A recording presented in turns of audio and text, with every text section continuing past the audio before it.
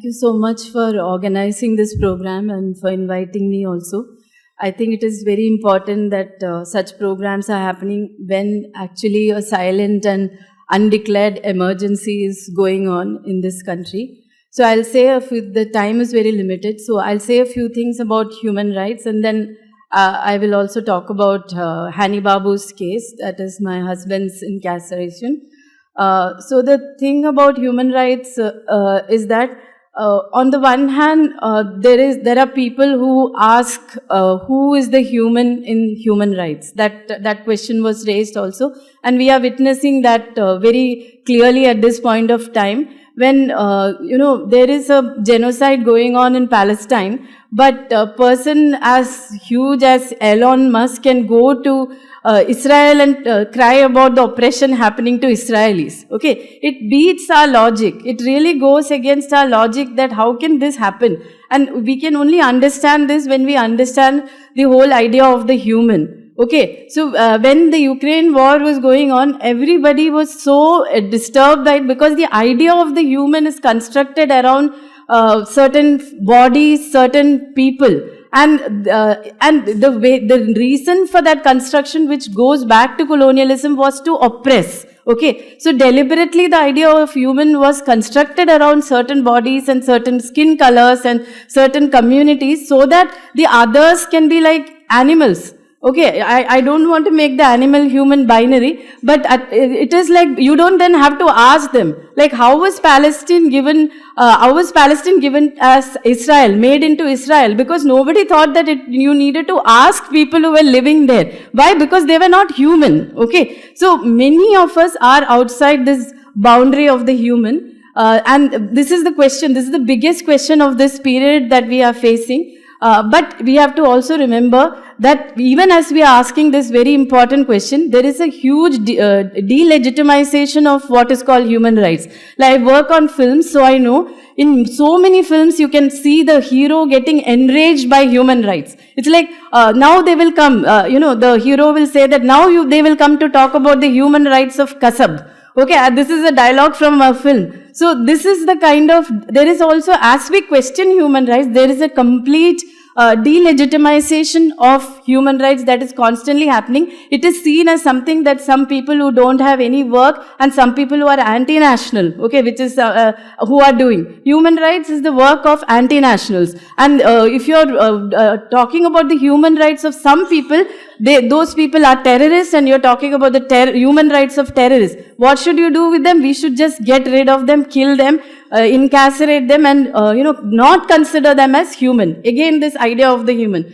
Another thing that is very interesting, as I'm teaching in DU, I'm saying this. Another interesting thing, that is important thing, very dangerous thing that is happening is that hegemonic groups are claiming human rights. That also we have to see. In DU, we have now a Hindu studies department within the English studies department, which has a Dalit studies department, okay, which is what we all had fought for. But now they have established a Hindu studies department, okay, very quietly. So hegemonic groups are claiming human rights, like Hindu phobia. You see that even in the Israel, this thing, they want to make, they already made anti-Semitism, Zionism. Speaking against Zionism is anti-Semitism. So hegemonic claims using this whole idea of who is human, claiming human rights. That is also there. Now I want to come to my point, which is that, when we see a lot of problems, and when we just talk about the human rights,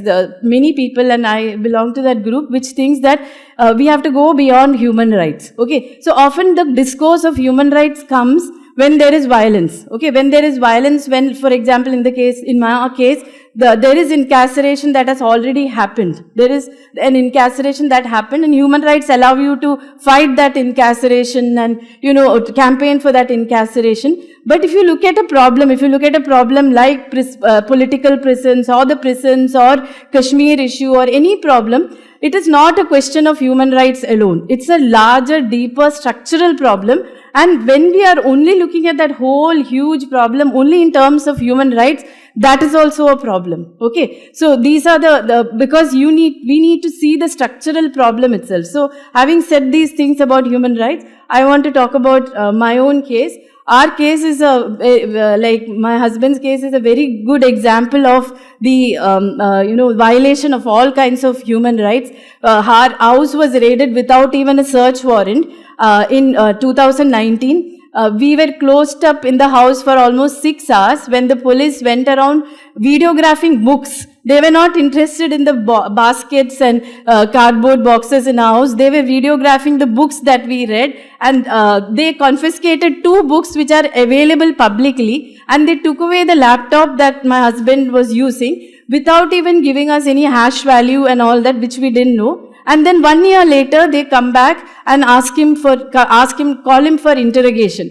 And during interrogation, they keep him 5 days. They allow him to go to the hotel in the night, and they do the interrogation.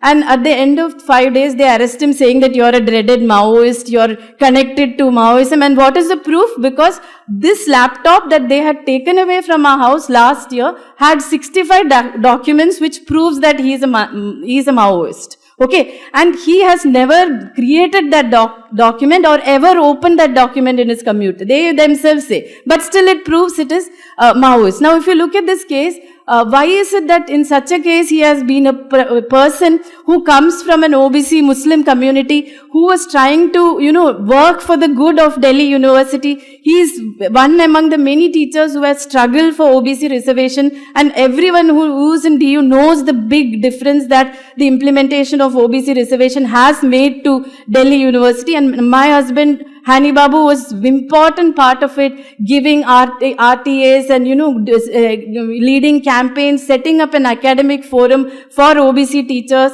And such a person has been incarcerated for 3 years.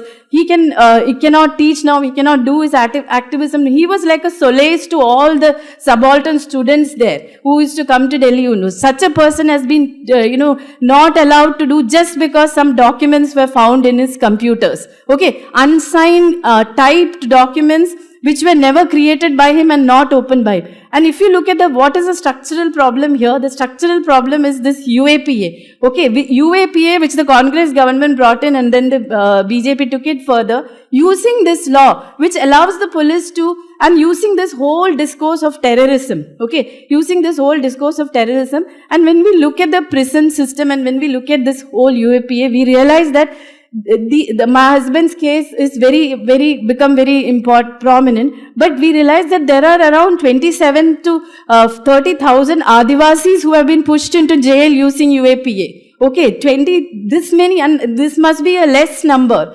And this has been just used by the government to grab land, to grab resources, and now it has reached to the intellectuals. Now intellectuals and academics and university professors and journalists are being touched by it, and then everybody starts speaking about it. Okay, and even now, if you just keep this if you just reduce all of this into a human rights discourse, I don't think we will have any solution. This is one thing that I clearly want to say. This is a structural inequality that we are seeing here.